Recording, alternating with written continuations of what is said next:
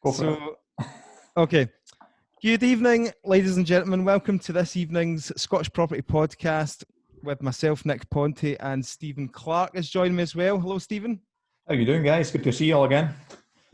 Good. And we've been doing a few of these lives over the last few weeks due to obviously everybody being in lockdown, just to try and keep everybody updated. And we want to try and kind of push on now and look to the future almost and see what's on the horizon for us and try and bring some positivity. And, you know, there is life after all this. And of course, people who are interested in investing in property, there could well be opportunity as well, Stephen. So let's just, before we get on to all that though, let's just have a quick catch up. And, how's things been looking with your week so far? What have you been up to? Crazy. Wife been back to work today as well after a couple of weeks off, so I have been did daycare duties again, which I managed to slack off for a week or so there. So yeah, I feel like I'm almost finished my house top to bottom, including the garden. So I'm going to be running out of jobs. So I'm pretty much, I know you've been frustrated the last few weeks about dying to get back to some kind of normality, and I've not been as bad. Been quite enjoying the extra time in the hot tub and extra time around the house just potting about, but now I'm starting to get a wee bit frustrated now. So yeah, mate, just wait till you have 3 kids, then we'll see how much you're looking forward to it.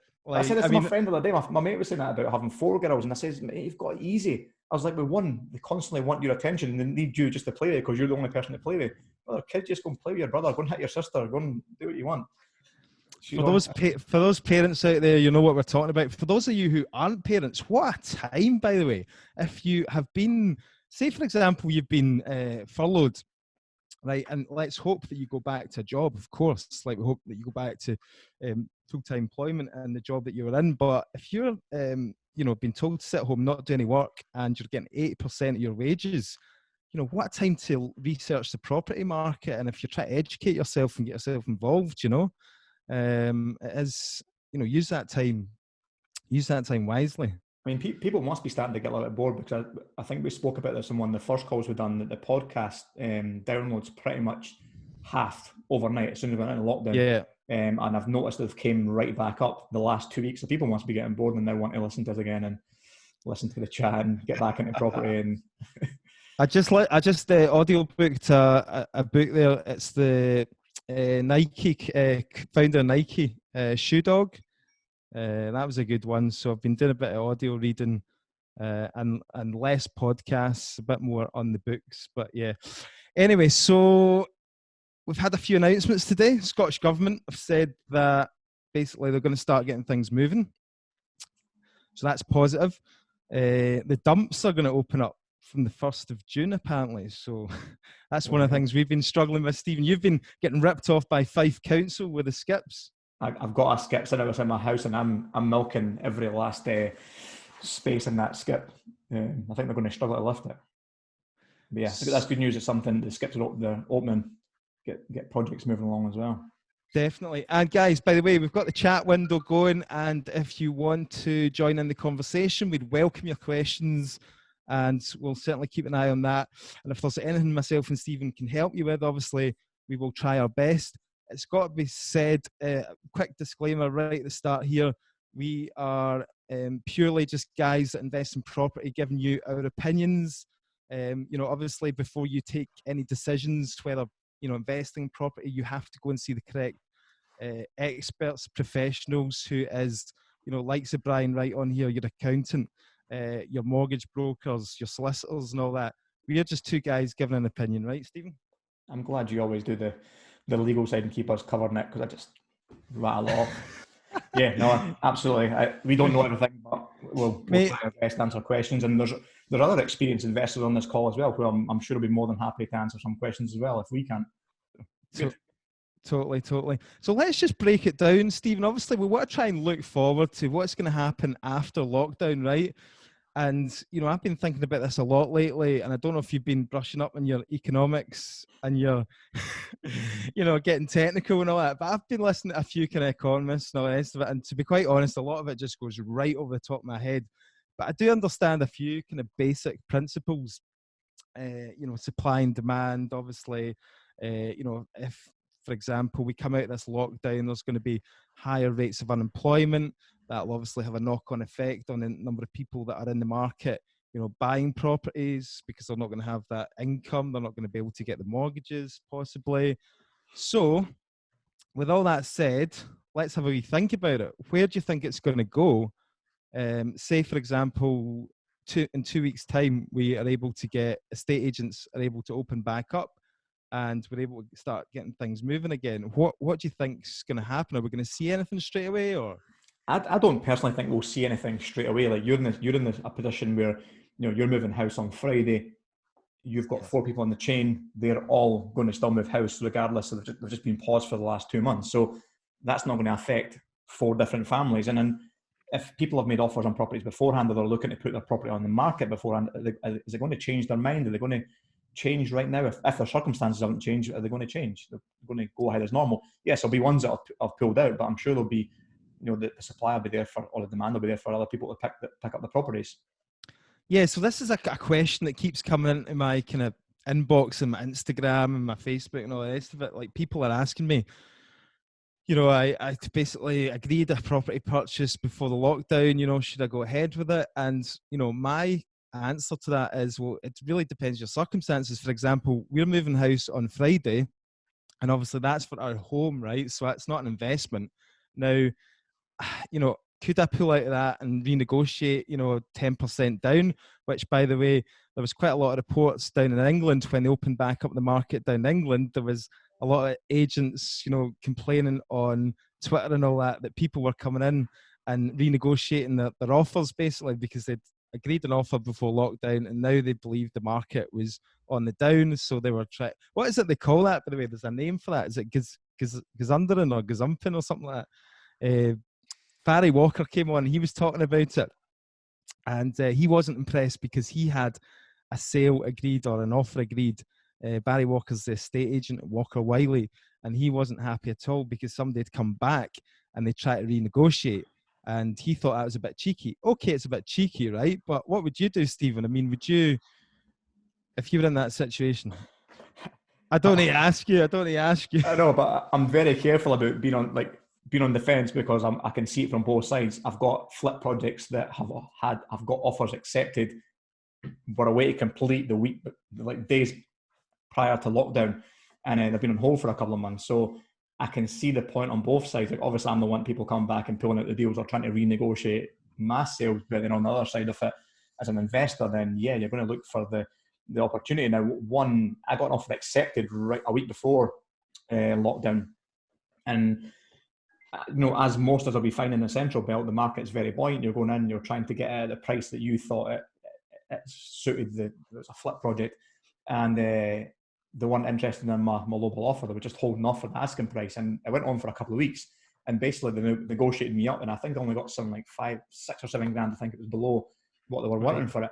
But now I'm kind of tempted to go back and say, well, do you know what? I'm going to go back with my original offer. This is where it actually works for me, and have that conversation. But if the demands, if the doors open back up and there's going to be a few people still interested in that property, then they'll most likely tell me to piss off. Yeah. Well, that's exactly why we're not trying it with our move, certainly, because for us, it's a long-term move. It's 20 years, right? And I would say for most buy-to-let investors as well, you've got to think this is a long-term game for the buy-to-let. I think it's very different if you're trying to trade property, if you're trying to buy and sell quite quickly. I think you hit the nail on the head there, Nick. If you're buying it for long-term, for your own home or to add to your buy-to-let portfolio, if it drops 5 or 10%, 15%, well, it kind of is what it is. You're going to, over the 20-year period, you're going to get your capital appreciation back. You'd like to hope, but if it is for a flip or trading properties, I think you've got to be very strict on what you're offering. And again, I look to the future. What happens to places? I don't know really if the investor market in your kind of say your price range, the properties that I look at in Glasgow, right, probably under 100,000. There was so much competition for those properties before lockdown. I just can't see that just disappearing. Even with even with a recession, I just think a lot of those buyers will still be there.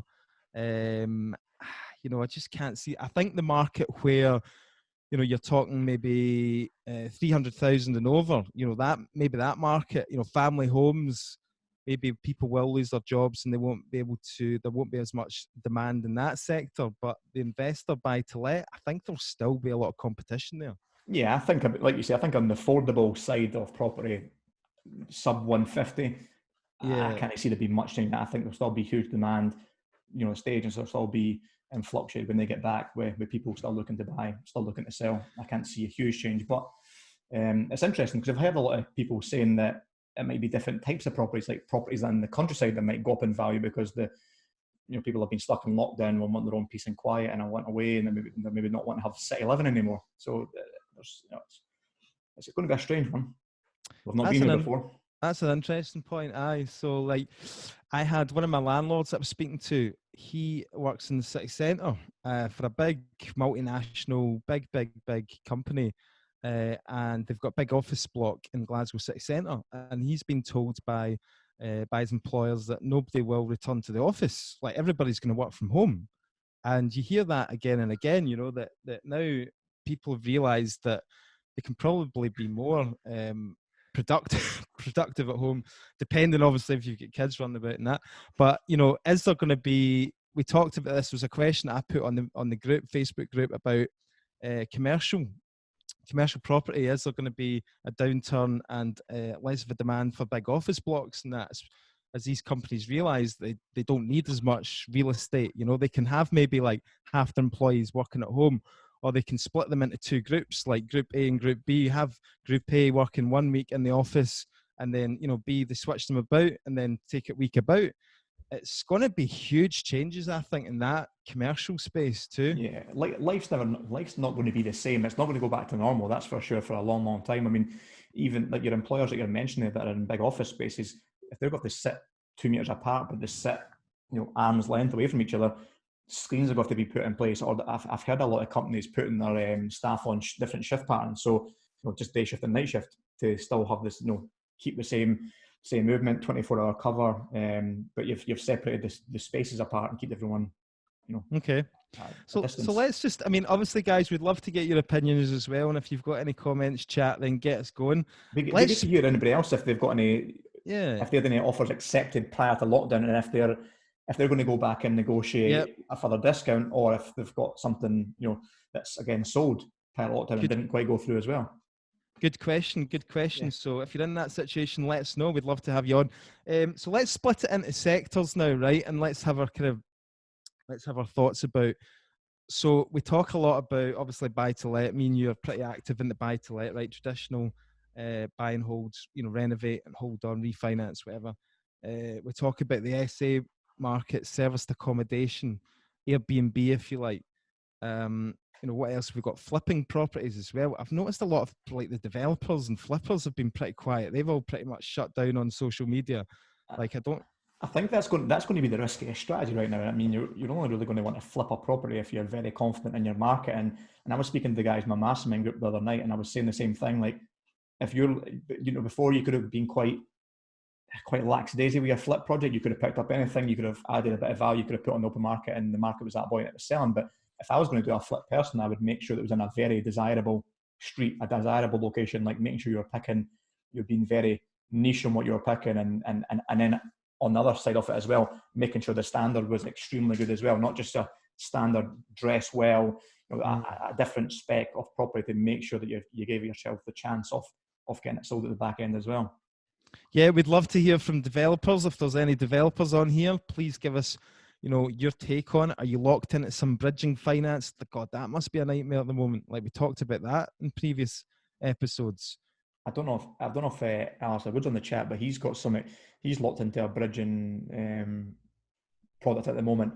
And now, I don't know if you don't think. If we're getting too technical here, guys, just give us a shout, because obviously sometimes we just kind of get a bit carried away with the chat. But obviously, bridging finance, short term, higher interest rates, and no holiday mortgage holidays like all the buy-to-let lenders are given. So even though you can't progress with your project, you're still having to make those payments and potentially going to wipe out your profit at the end of it because you didn't really factor in for 3 months of pretty much not being able to get any multi-finish plaster on your job.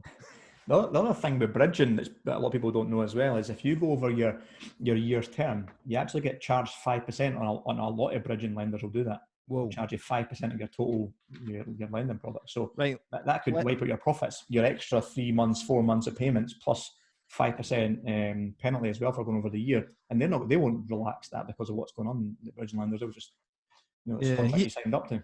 Here's another thing to think about as well: service departments, and I know a lot of people. Because there is so much content out there on the internet, and it does seem amazing how you can get, a lot of our audience as well. We don't like to talk this up, but these ideas about getting involved in property with no money, and one of the big strategies that they promote on this is this kind of like rent to rent. So, you're going to the landlords, you're renting the property, and then you're probably subletting it on Airbnb, and you're taking the difference. You might be renting it at £600 a month, and you might be bringing in £1,500 a month, and then you've got your costs and all that. Now, I want to see where these guys are after all this. Do you know what I mean? Because and we've got guys that we talk to all the time on Facebook group and Instagram and that. Will they be able to survive that? I mean, that drought effectively. I mean, I had a couple of Airbnbs, or I had one just before lockdown, and basically all my bookings were wiped out for about, I don't know, must have been about 3 months. Anyway, everybody cancelled, and they could cancel free of charge, and you were left with nothing. So, I think that I've talked about the rent to rent, and I was one of the ones that got suckered into rent and rent, right? I was like, wow, this is amazing. And I went all in a couple of years ago, as I've spoken about the podcast, and now I just realize it's not really a very sustainable business when you hit something like this. I mean, I just don't think it's, whereas like buy to let, and like now most of my flats are buy to let, it's pretty much like recession proof, like out of all my tenants, like I think it's 90% at least have paid full rent. It is. We've said this before. I mean, buy to let's like the unsexy part of property, isn't it? It's the boring. You're not very creative with the kitchen, not very creative with the bathroom. It isn't Instagrammable pictures. It's not like, oh wow, look at this. But like you say, it should be the foundation of your property business. I believe I've always kind of said that your property portfolio, the one that brings you in a bit of cash flow, even if you use it or don't use it, it's kind of the backbone of it, isn't it? Yeah, absolutely. Flips, developments, rent to rent, SA, whatever kind of cool strategies come out there in the coming years. Yeah, they're good, but like you said, they've always got their flaws. Right, we'll talk about another couple of wee things, and then we'll get on to some of the comments, because I see some people wanting to come and chat to us, so that's nice. Trish has said no, she's not going to make a bunch. She's not coming on. Nobody's coming on, right? But Jamie McCready's wanting to ask another question. What about here? I want to say, did you see that? It was a video posted on the group. I don't know if many people have seen it, but it was, how all the agents are doing these property video tours, so these virtual viewings, right? But obviously, if you've got a tenant in the property, then you can't really go in and do a video. So like agents are getting in touch with their tenants to get them to do the videos, right? So there was this one that went viral on Twitter, and it was posted on the Scottish Property Facebook page, and it was like basically the tenant going around the property absolutely slaughtering everything that was wrong with it. It was absolutely hilarious, and there was signs up everywhere saying, do not rent this property. This property is infested with ants. And then there was like the absolute punchline to the whole thing was, at the end of the video, he comes in the bedroom and he swings the camera around into the mirror, and the guy's standing there in a bra and pants, just standing there like that. It was so funny. If you want to have a look at this, go on our Facebook group. It is absolutely hilarious. Just for me, on a bit of a lighter note. Was it one of your properties, Nick? It wasn't me dressed in the bra and pants, that's for sure. But that would be a scary sight. What else you want to talk about, Stephen? I'm keen to get anybody else's chats. I've seen that Colin, and there's a few guys that have been chucking in some comments. I'm keen to get other people's opinions on things that were offered pre-lockdown and what they're now looking to do now that we're going to come out of this lockdown pretty soon. Right, they're going to renegotiate.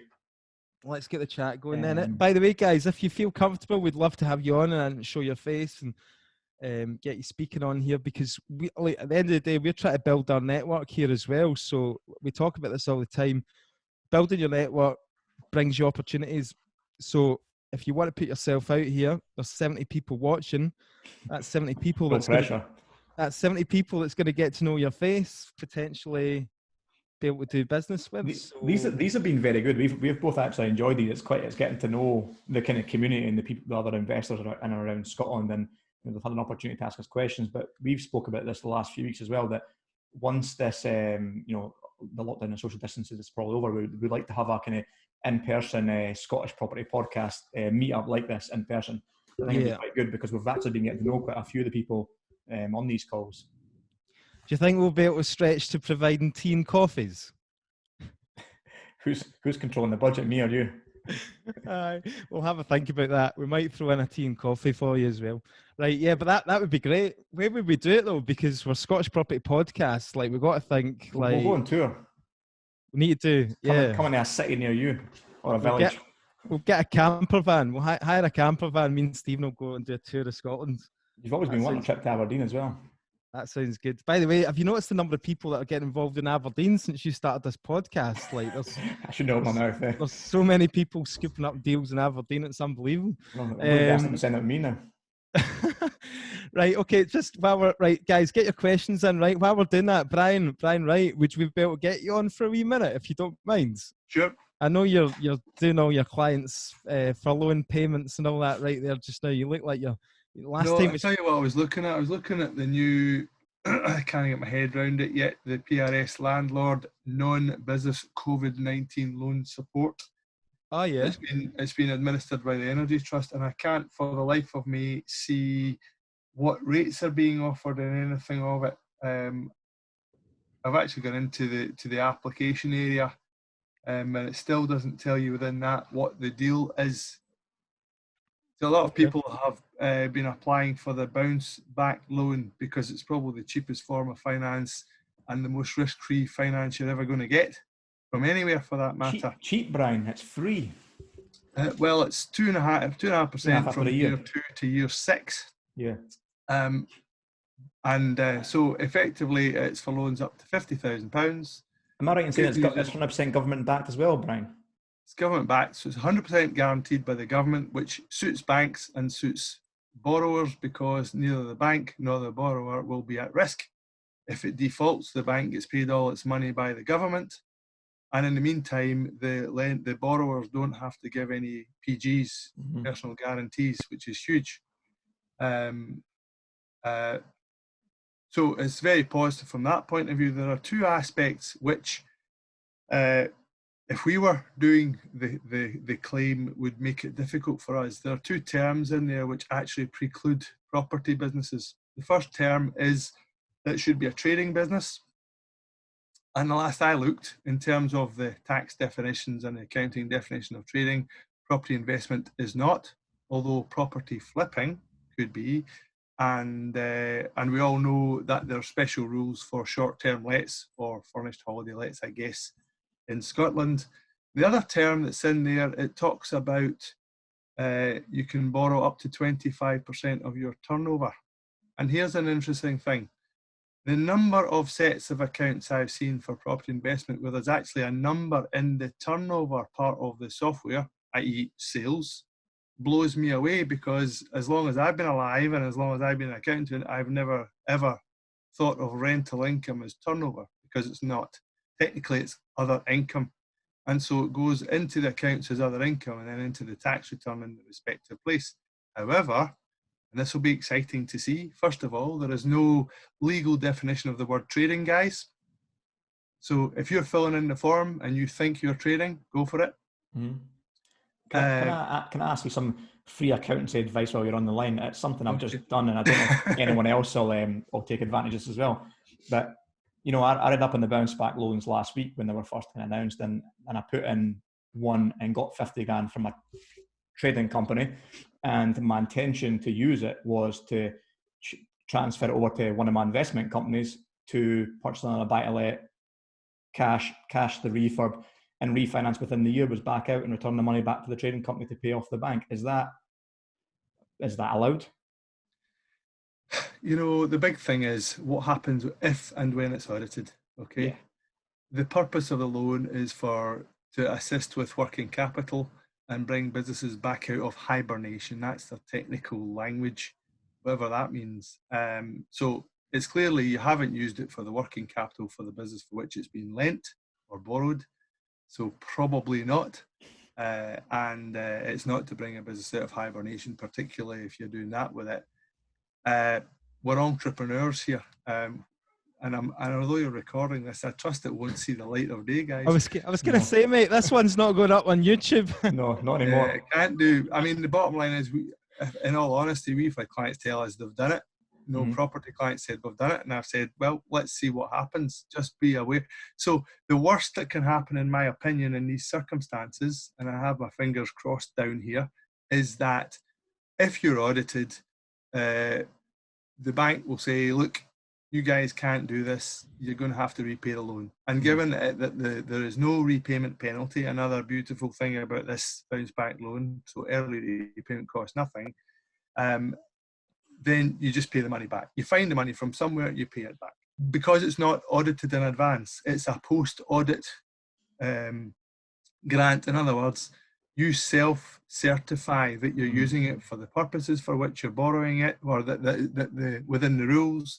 You self-certify that it's going towards a trading business with turnover, etc., and it's taken as read. And the reason it was done that way is because what's called the CBILS loan, CBILS, the Coronavirus Business Interruption Loan Scheme, was a huge failure. The cost and the time required to get your 1 year cash flow and all the stuff, the profit and loss account and management accounts, and for you guys, you don't want management accounts, the businesses don't merit it. That's why that failed. So the bounce back loan was get cash into human beings' hands before the world falls on its ass. That's the bottom line. And so it's self-certified, and it will only be in the next 2 to 5 years if and when you're audited, as to then we'll see whether it's just a case of you shouldn't have had it, pay it back please, or you shouldn't have had it, pay it back, and because you did what you did, we're going to hit you with a fine or a penalty. That's the bit we don't know. I understand it's one bounce back loan per business, per group of businesses.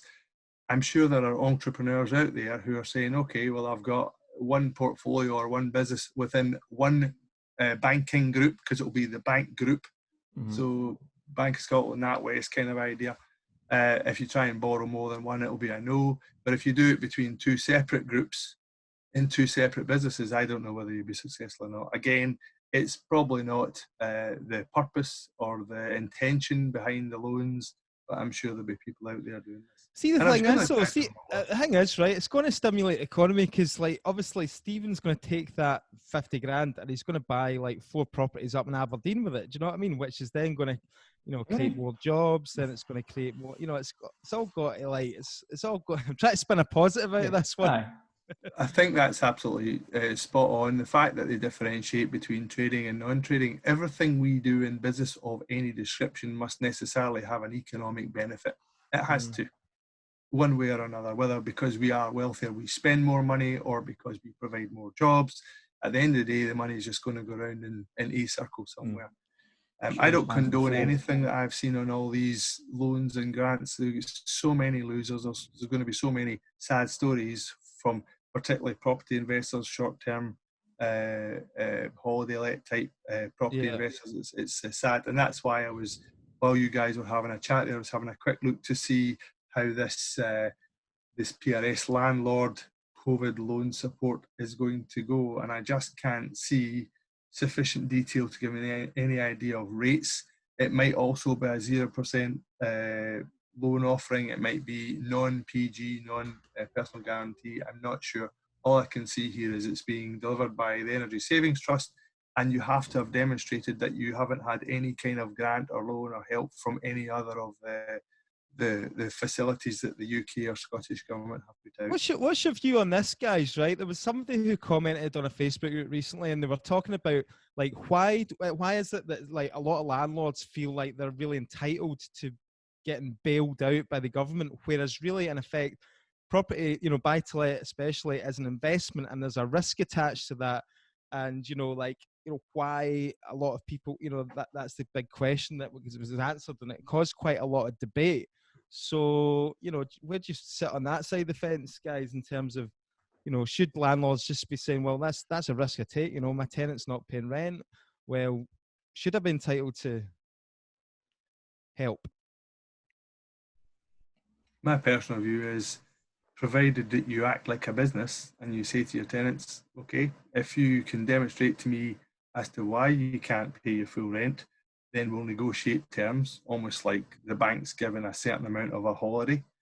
Where there is a genuine problem for tenants, where little or no rent's coming in, I don't see why you shouldn't have the same support as anybody else. This whole deal's been made out to be who pays taxes and who doesn't pay taxes, right?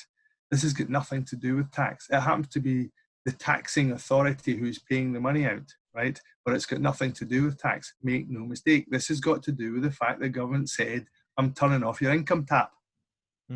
Why do you think they've not given landlords any support down in England in terms of, you know, you were just looking up this Scottish government, like this loan for landlords, and it's obviously, this was the one that's, you've got to have under 5 properties, right? Less than 5 properties. Yes. It's quite impressive that, like, I don't know, I always thought the Scottish government were totally like anti kind of landlords, and obviously like with the 4%, you know, stamp duty and all this sort of stuff, and you know, it seems to be quite, it's kind of changed my view a little bit, that they're actually trying to help people now, because in England they've not had any help at all, have they? Not that I'm aware of, no. No. So there you go. Well, thanks for chipping in there, Brian. That was brilliant to have you. Thanks for that, Brian. Appreciate that. So basically, yeah, I'm going to go out and get my 50 grand tomorrow. It comes in within the 2 days as well. That's brilliant, by the way. That's amazing. Like you say, you're better having it sitting there interest free than not having it, because when you pay it back within the year, you don't pay a single penalty for it as well. So and do you know what? I don't feel bad about it, because like I haven't taken any, like I could have furloughed myself from a company, right? I could have basically taken government help. You know, I could have furloughed myself as a director of my company and got 8% of my wages, which is a very small wage. But I decided not to, because I felt like I wasn't struggling. But because this is actually a bank loan, I don't feel bad about it. Whereas if I was taking that money from that free money from the government, I'd feel kind of bad. I'd feel kind of guilty about it. And like Brian said before, there's like, you know, the furloughing thing was like wide open to fraudsters, and there's been like, I'm sure, so much fraud happening with the furlough scheme. But with the loan thing, you know, it's a loan. You know, it's going to get paid back. It's got to be paid back. Could I jump on for a second and just talk to that point, Nick, about the bounce back loans? Hiya, how you doing? How you doing? You yeah, well? Good, thanks. Yeah, after I put my wee one to bed, life is good. They always play up when they know you've got something on, don't they? I see that relief. There's that relief on your face. Exactly. Yeah, what I was just going to say, it was probably more out of interest than anything yesterday.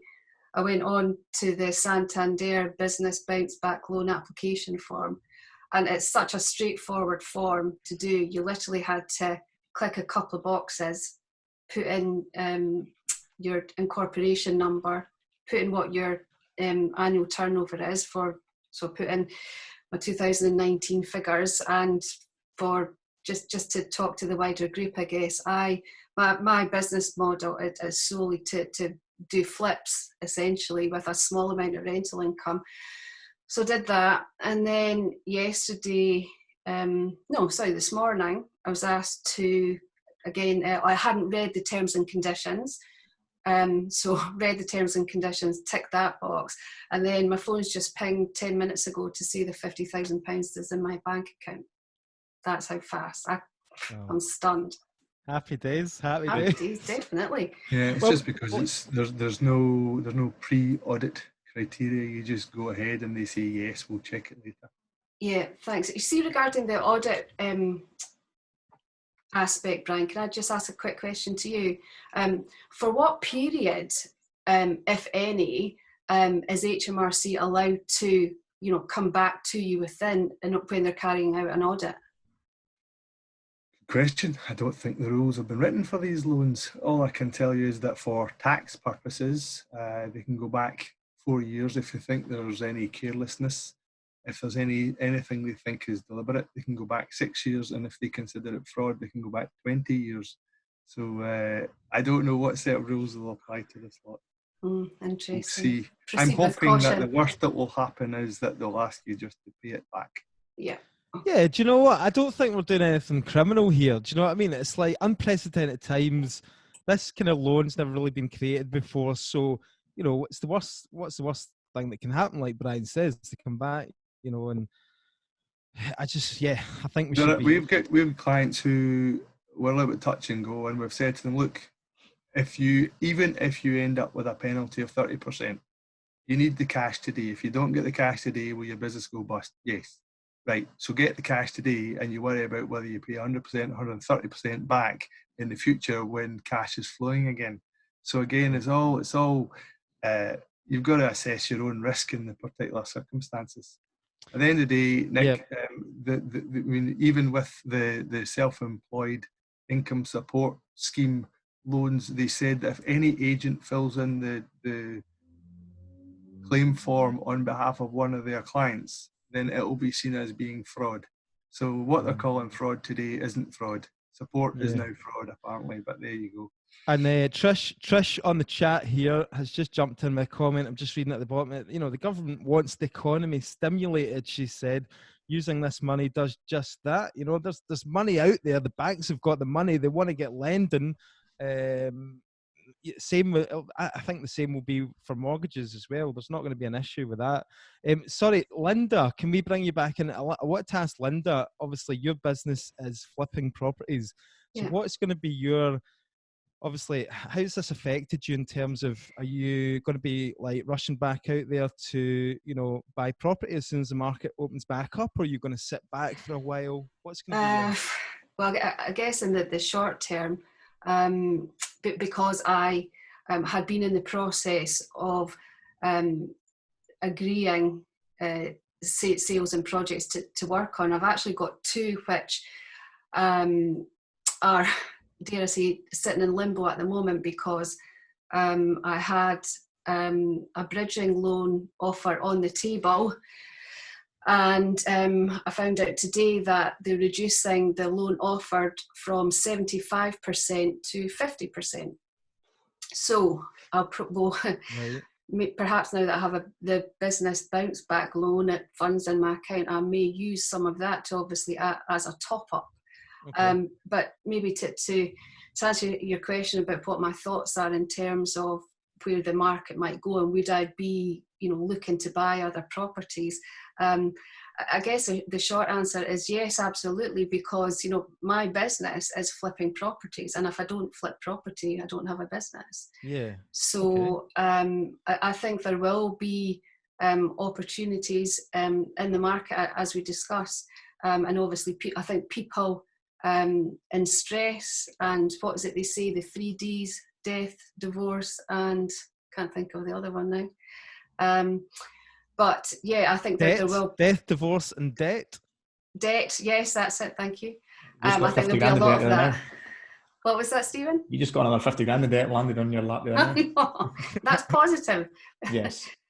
That's good debt. There's good debt and there's bad debt. Exactly. So yeah, I mean, I think you're right. I think anyone who won't lose their job and, you know, still has an income, you know, will remain the same. If they want to move house, then they're still going to be actively looking for somewhere else to live. And I think you're right. I think it will also depend if, well, who your market is. If it's the buy-to-let investor, depends what their personal situation is, versus someone like yourself, Nick, who wants to, you know, live in the house for a very long time.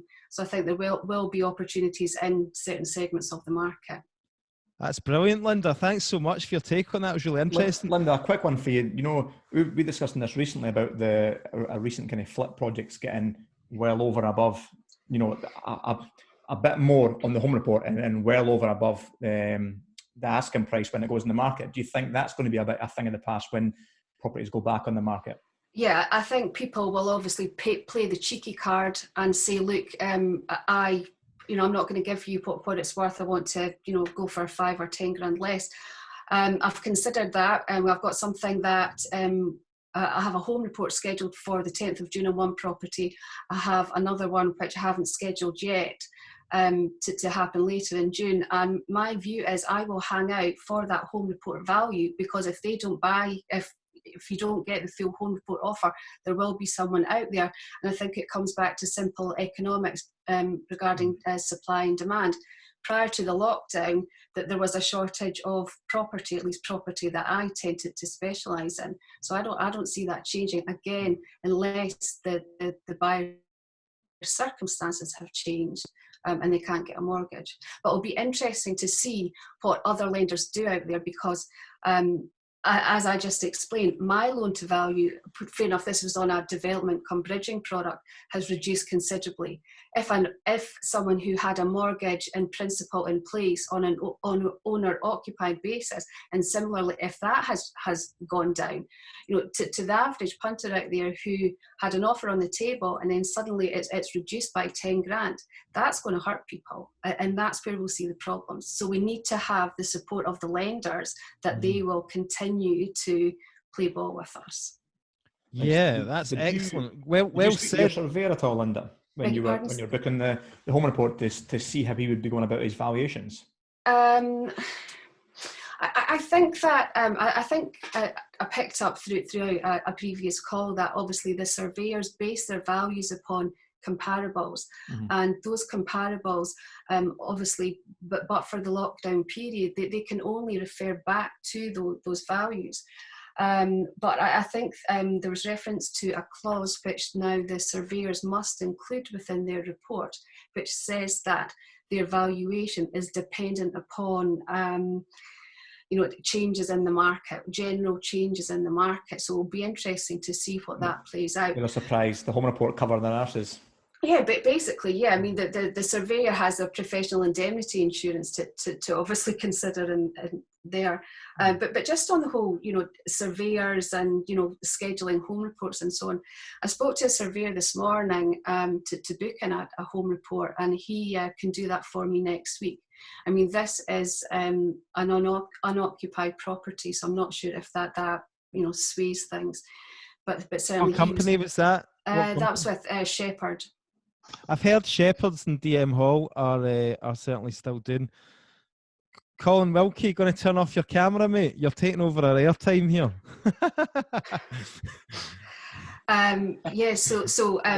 Just on the. Just on the whole surveyors and home reports time, it was interesting because the surveyor told me that he has been so busy over the past few months because he is still getting inquiries to do, albeit from banks, for valuation. So certainly that the whole remortgage demand is still as strong as ever. I spoke to my surveyor about a week ago, and I asked him the same question or a similar question, talking about when you go back out to do home reports, are you going to put in a COVID-19 type factor into the valuation? He says no. He said you can only go on comparables of what was last sold, and sales were pre-lockdown. He says, however, if they came out to 1 hour flips, like for instance, Linda, if they were going to they initially put a valuation on their head of 125, but they go out and they see it's a fantastic standard, they know it's going to go over, they maybe give you the 130. He said we're not going to be as willing to do that now because they're going to have to cover their arse a little bit. Yeah. So the point from that is we might see a lot more conservative valuations, possibly. That's something to bear in mind, guys, when you're doing your figures. If you're doing the buy, renovate and refinance model and you're trying to pull all your money back out, then obviously you need to think about that moving forward, and you might not necessarily get as much as your money back out as you previously thought. Just be careful of that. And also if you're flipping, obviously like Linda, and you're doing your end comparable, then will you get that comparable? Say you've got 2 or 3 comparables that were sold in January, February of 2020 or the tail end of 2019. Will you get that figure? Well, let's just wait and see. It's something that we won't really know, but they've got to, like you said, they've got to base it on the comparables on paper, haven't they? Exactly, yeah. Linda, thank you so much. That's Linda Martin, a good friend of the Scottish Property Podcast. Linda is, like she told you there, she flips properties, and if you want to go and check her out on social media, What's your favourite social media, Linda? Is it the Instagram? I'm a big Instagram follower now. Yeah, don't Right. do the whole Just being LinkedIn converted. thing or I have. Yeah, definitely. So I love guys, it. go and check out Linda Martin on Instagram. She's got some lovely renovation jobs that she does through in Fife, isn't it? Yep. Yep. Dunfermline mainly. Yeah. Dunfermline. Steve and I share a patch. Through in the homeland. Check out Linda's podcast. Actually, she did deliver phenomenal value on flipping properties and the strategy she does and how she kind of maximizes the profit on them as well. It was really good. Thanks, guys. Good. Should we get on to some questions here, Stephen? Some comments just to Go for it.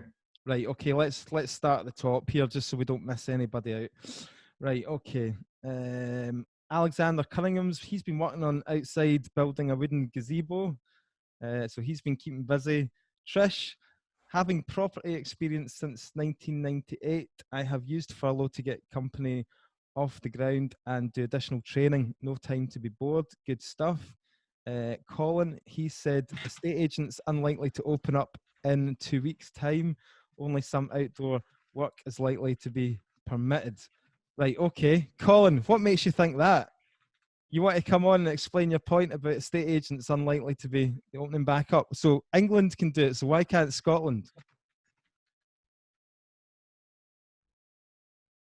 Yeah, I listened very carefully to the First Minister's briefing today at 12:30, and they're clearly taking a much more cautious approach than in other parts of the UK.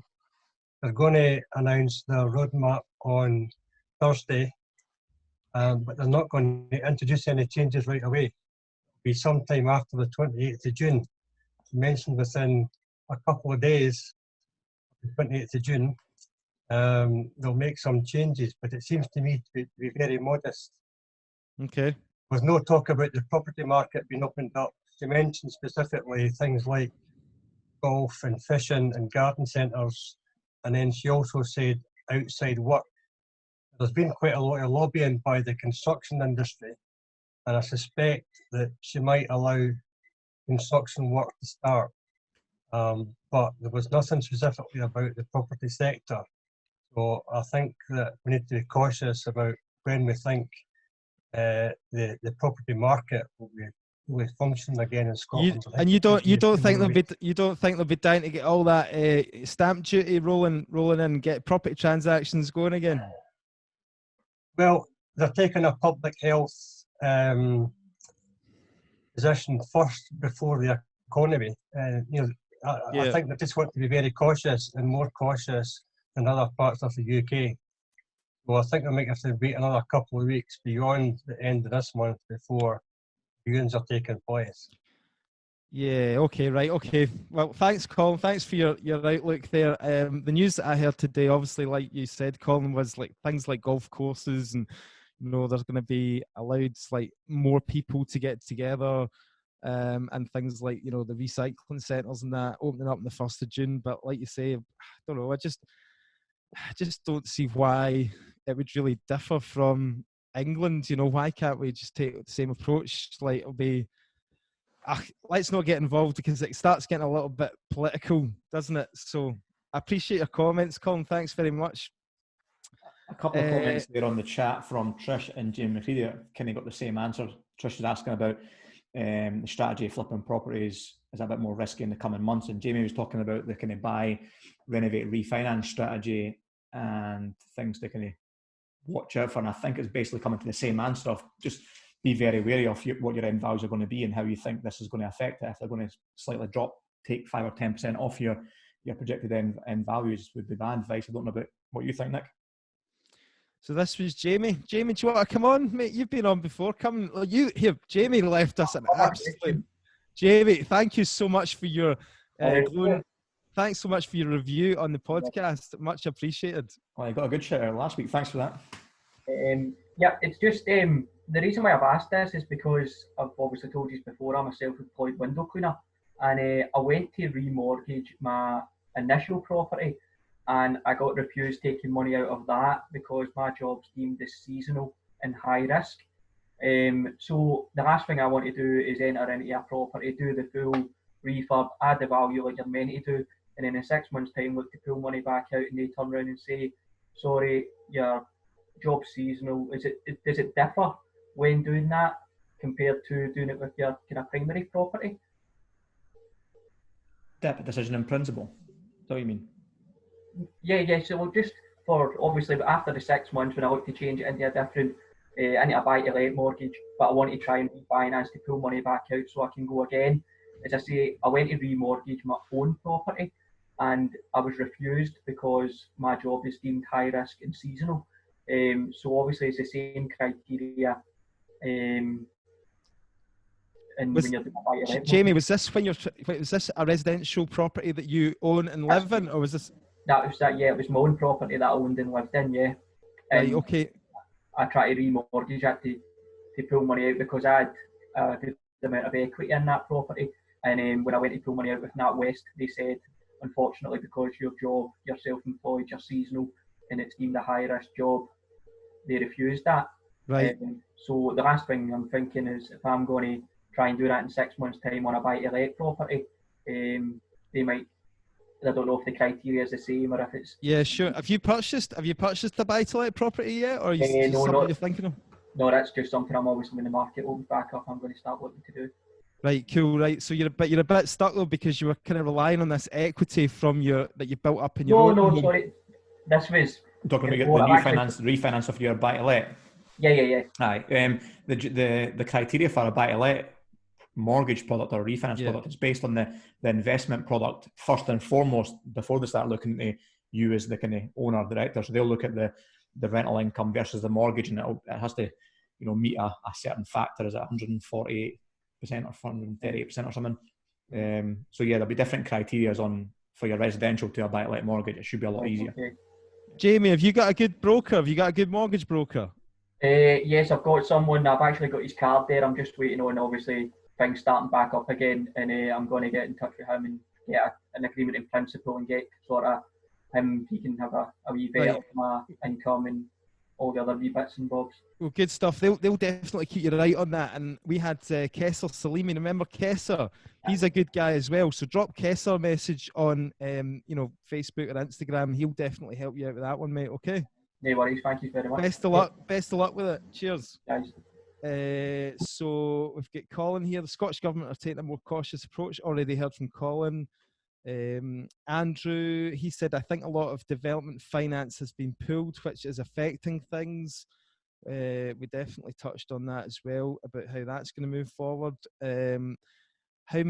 Stephen, how many properties do you think will be put back on the market with people who bought houses just to Airbnb it and can no longer do so? As I would imagine, a few will be struggling to cover their costs, right? So this is something that I've seen on the rental market, so the private rental market. So people have been putting their flats back on for long-term lease, people who had been Airbnb-ing their properties, because everybody was kind of riding that wave, obviously, because they could make a bit more money on the Airbnb. Now that it's all dried up, a lot of people are trying to convert them back to long-term lets, which has basically seen an oversupply now on the rental side of things. So if you're a tenant at the moment and you're trying to find a place to rent after lockdown measures ease and you're out there looking to get a rental property, God, what a time that is, because you could probably negotiate the rent because there's going to be so many properties on the market. I say I negotiate, you'll probably get maybe 50 to 100 quid off the standard rent because there is a lot more properties on. So that's something to be said on that. Is there anybody on the chat on the group that is doing the Airbnb? Please comment, because we would love to have you on to hear about your experiences. There's a couple of guys that are on the call who are on my mastermind group who do rent to rent in Aberdeen. I don't know if they're still on. He'll probably come and give you his. It would be interesting. It would be really interesting. All right, mate. Yeah. So, all right, Stephen. Hi, Callum. Yeah. So myself and my brother, we've got 2 rent to SA units in Aberdeen. Yeah. So obviously, like you say, a lot of people who have been doing service accommodation have changed their strategy to put a tenant in there and ride the wave. But I think probably one of the more positive things that myself and my brother have done have been, changed our marketing strategy to target people specifically self-isolating. and specific key workers as well. So we've, throughout this period, actually gained some of our biggest bookings to date, just through, you know, some simple tweaks on our descriptions and our listing titles on all the online travel agencies. Obviously, we have been impacted. I think we lost about, obviously we've only got 2 units, we lost about typically just over £5,000 worth of you know, bookings in the space of 2-3 weeks. Right. But to be honest, for us, it's probably been a good thing, because some of the bookings that, you know, were cancelled and we lost were only maybe 2-3 nights, 5-6 nights. So now that's cleared up our calendar to enable us to take on more longer term bookings, which is less of a headache, as I'm sure you're well aware. And are you able to get any of the loans that are on offer? Because I've heard people that are operating service departments and they're getting these 10 grand, sorry, not the loans, the grants. So The business rates. Business, if you're paying rates, then you get a 10k from the council. Yeah, no, we didn't qualify for that because we weren't on business rates. It was just standard council tax. So we were kind of unfortunate, but because we've obviously got a limited company there, we were able to apply for a bounce back loan. So okay, Cam. Well, good to hear you're taking a proactive approach, and are you pretty positive on the outlook? I mean, you think you're going to be still pushing forward with this, you know, strategy? You've got a long-term plan? You got a couple of bookings come in.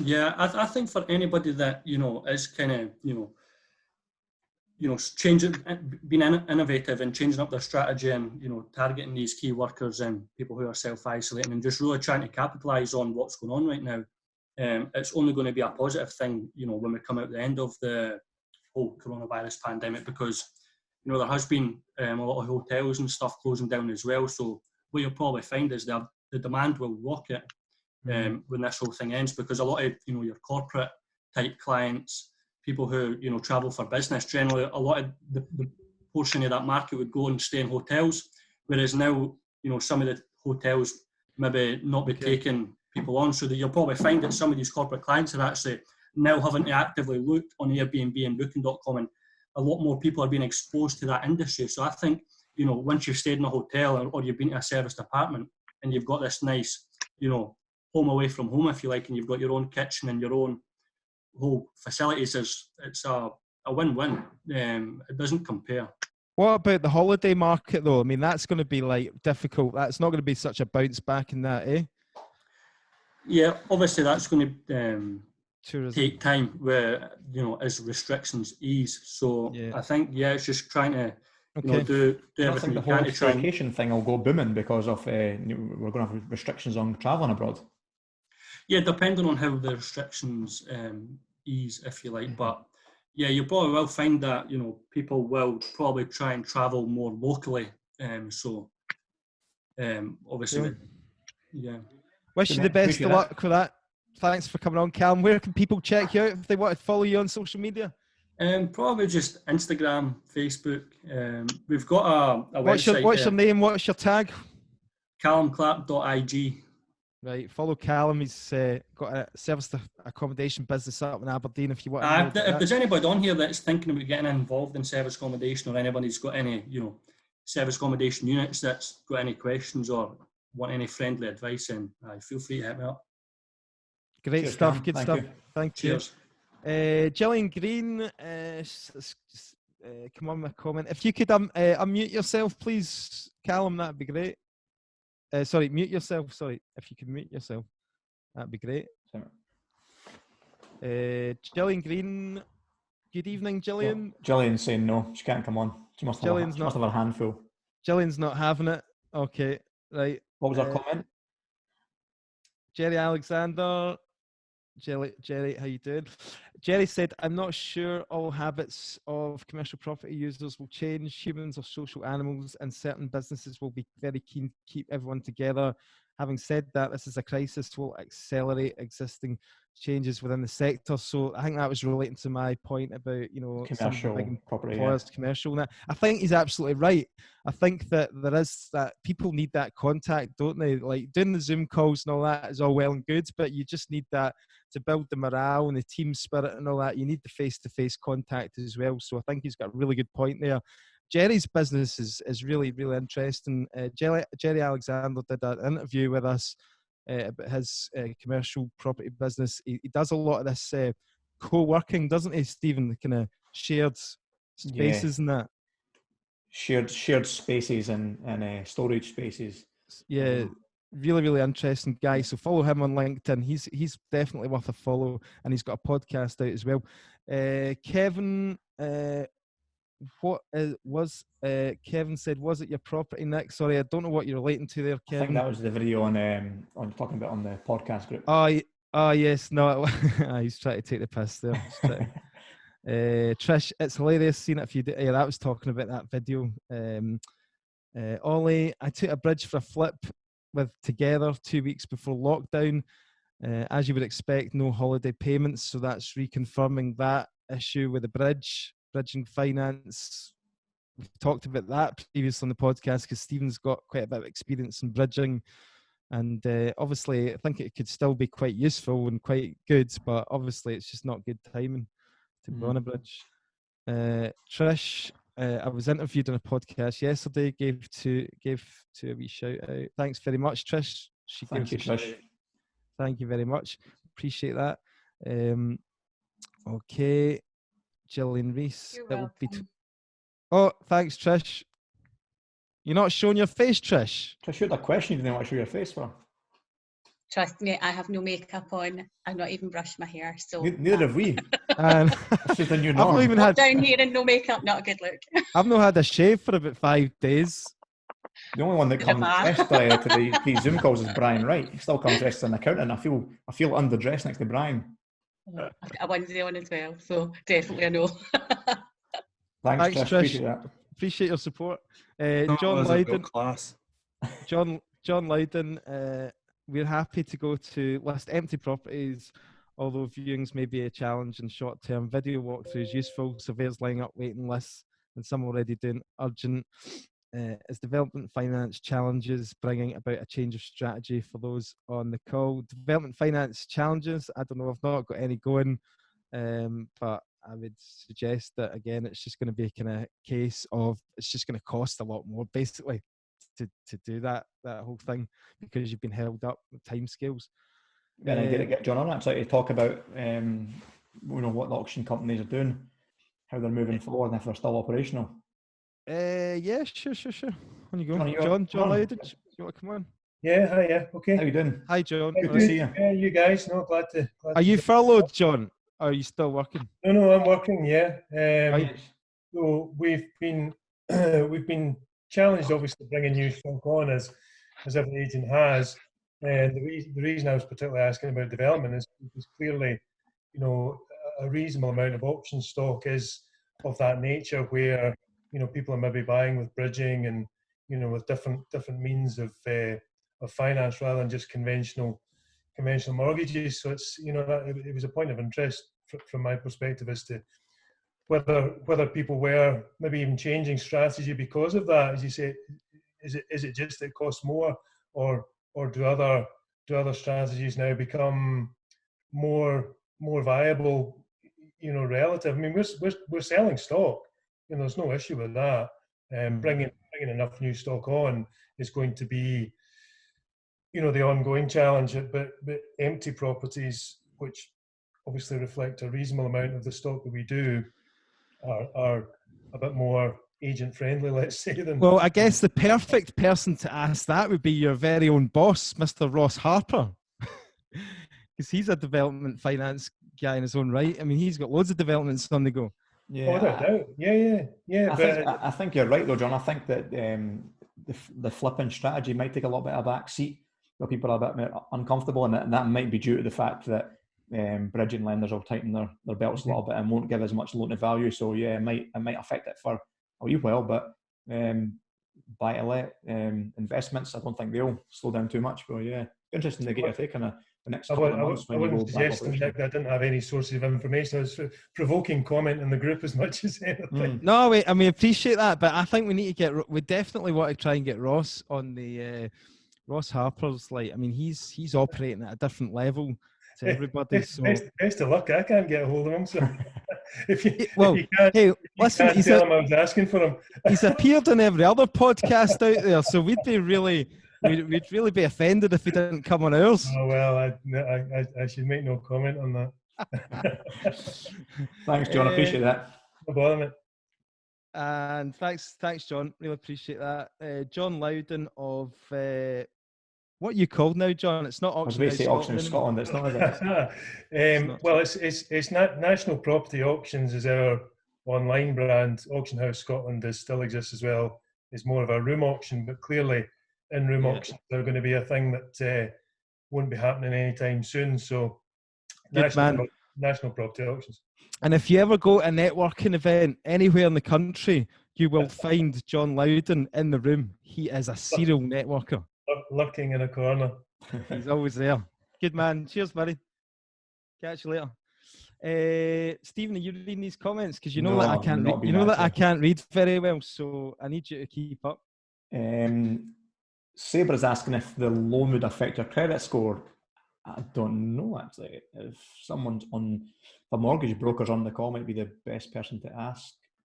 Would the loan affect your credit score? I'm assuming the bounce back loan. Well, it's a business thing, isn't it? Yeah, that's so true. It's going to go to your company, so it's not going to go to your personal credit score, I would imagine.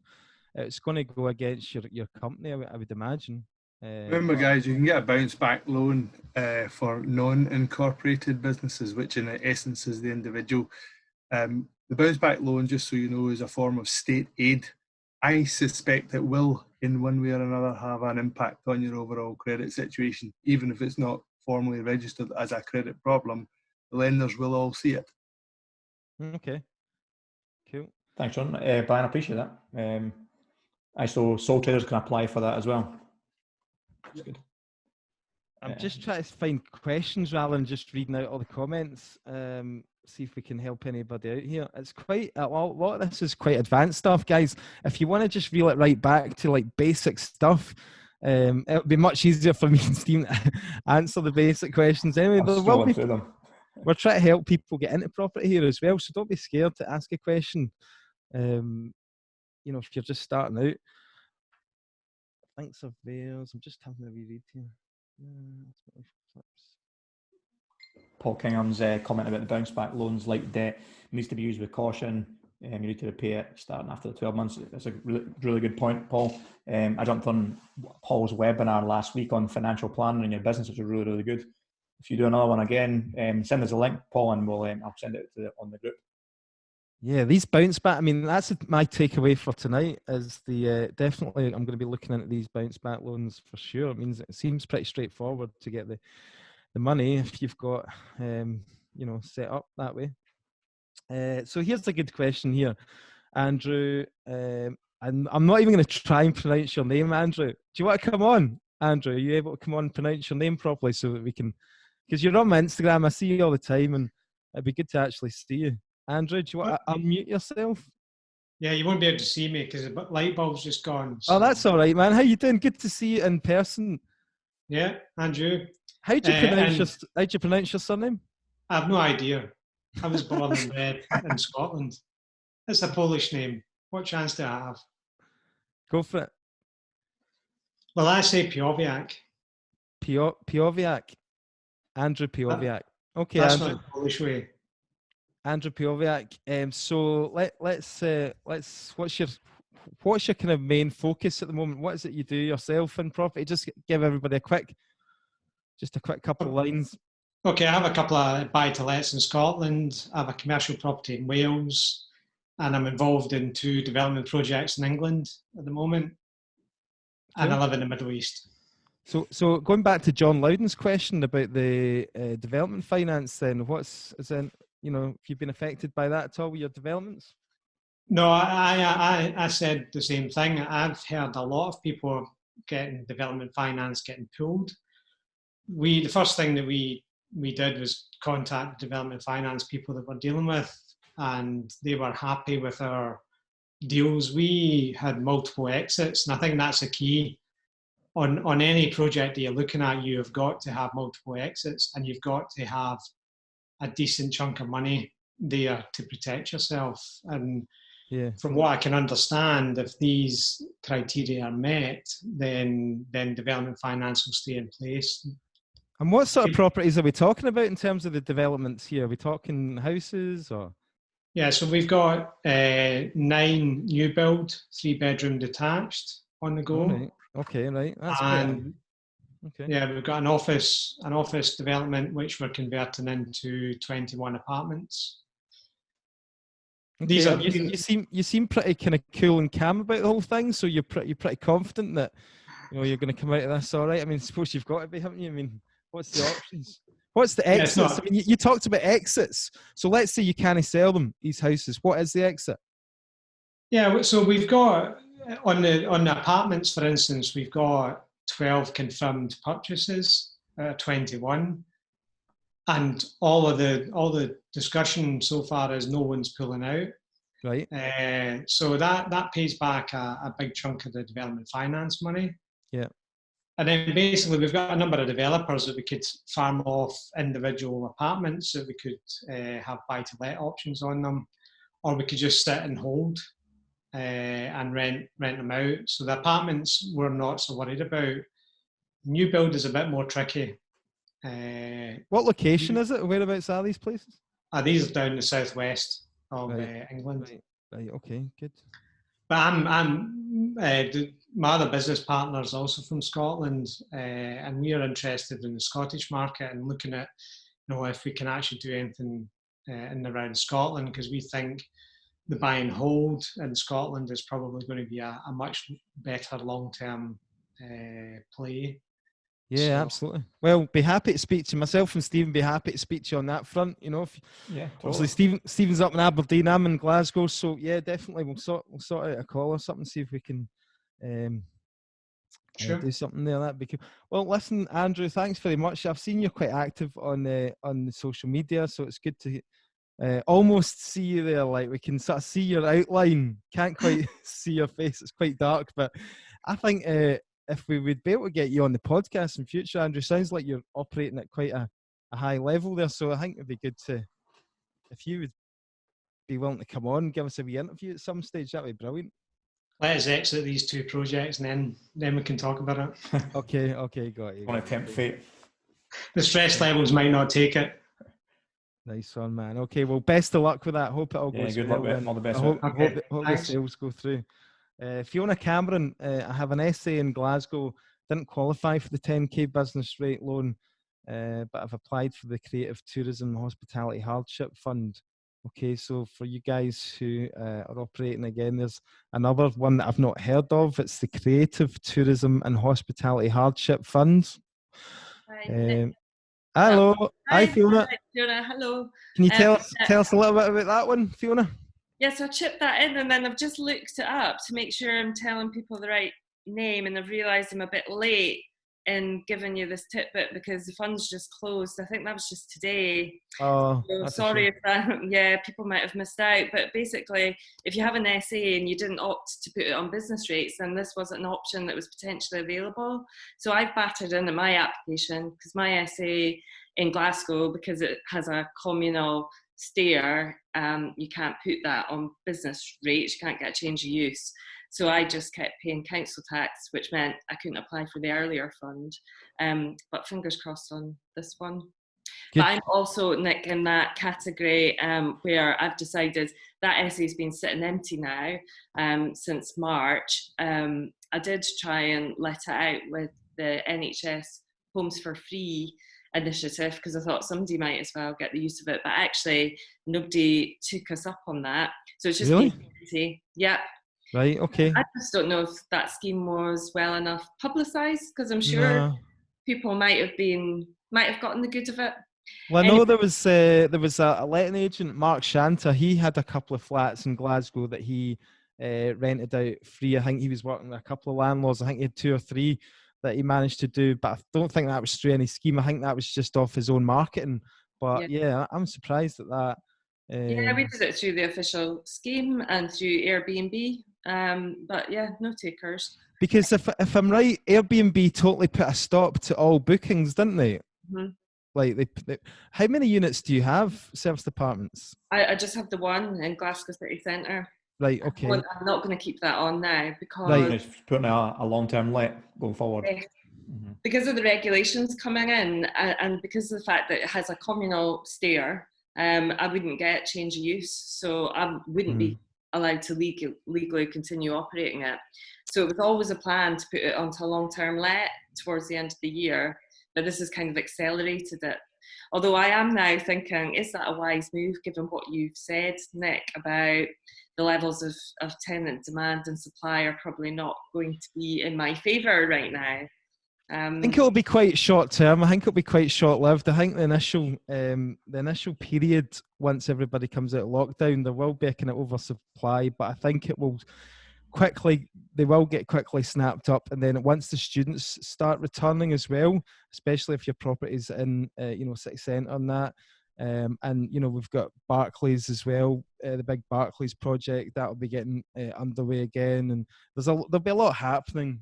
So I don't think you need to worry too much. You might need to not adjust the rent slightly, so maybe take 10% off what you would usually rent it for. But, if you can live with that for the short term, I'm sure, for your own, if you want to take out the risk and you just want a solid monthly amount coming in rather than having that kind of stress of thinking, oh my God, I've got, I don't know if you were paying rates or council tax, but for me, it was like the council tax, the bills, the monthly internet. There was so many costs there when you were doing it as a service department, and there was just nobody in it. And it was just like, I was like, I need shot of this. So luckily I did manage to rent mine out over lockdown. It was a guy who was remember, there were still people needing to urgently move over lockdown, not everybody could stay in their homes.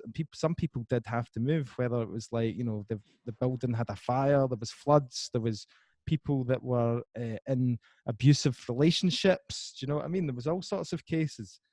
I'm assuming with yours being an SA, Fiona, it'd probably be a really high standard that going onto the rental market, it might stand out above the rest and maybe get snapped up quicker than other properties sitting on the market. Yeah, I hope that's the case. Yeah, it's certainly a nice looking flat, and it's really well located, right opposite that Barclays development. So. Nice. And the idea with putting it on as a long-term let now was to avoid the surplus that I think will flood the market come the end of the year, when lots of people in my position will realise they can't keep operating legally in the city centre when the new regulation comes in. And I think at that point there'll be a lot of apartments like that come onto the market. So I was hoping to get ahead of the game on that, but obviously events have conspired to maybe mean I'm in another bubble. But as you say, I think it's a short-term issue, and eventually I'm sure we'll find a decent long-term tenant, and it'll be fine, and it'll take care of itself. And whilst my other properties are more focused around cash flow, this one's not going to cash flow brilliantly, but it should, I hope, see some capital growth over time. So it's probably fine. Yeah, I think if it's a decent property and it's nice standard, then you'll be absolutely fine. There's a couple of comments that have come in to maybe possibly help you here, Fiona. Can I connect with you offline? So there's Jennifer Oliver would like to connect with you. There, you've made a friend, so something good's come out of this. So that's good. Where can Jennifer find you? Just through Facebook or something? Or? I'm most active on Instagram at Let's Go Homes. Okay, that's good to know. And liking how everyone's been saying Instagram tonight. By the way, while we've still got, while we're starting to drop off our numbers, Stephen, while everybody's still on, would everybody mind getting your screen onto the grid view and doing a wee screenshot and giving us a shout out? Myself and Stephen are on Instagram. Already done it, mate. Superb. Cheers, Kevin. We'll share it, mate. Good man. Are you taking this photo, Stephen, or am I? I've already took one. Good man. Yeah, obviously it just helps us get the main, we're trying to get the podcast out there as well. So this Scottish Property Podcast, we've got 700 people who come back weekly. At the moment it's dropped a little bit because people are not commuting. But, we've got big plans with the podcast, Stephen. We ought to try and get some good it's nice to grow a community as well, like-minded people who want to help each other. Well, there's about, 6 people who we've seen their names pop up in the group and all that, and we've seen their faces, so we feel like we've got a connection with them, so it's absolutely brilliant. So we're probably reaching an hour and a half, guys. We've been online. You've probably heard enough from us. Is there anybody else got any last-minute questions before we get in? Obviously, we release the podcast every Friday, so get on there and subscribe. Leave us a review if you could.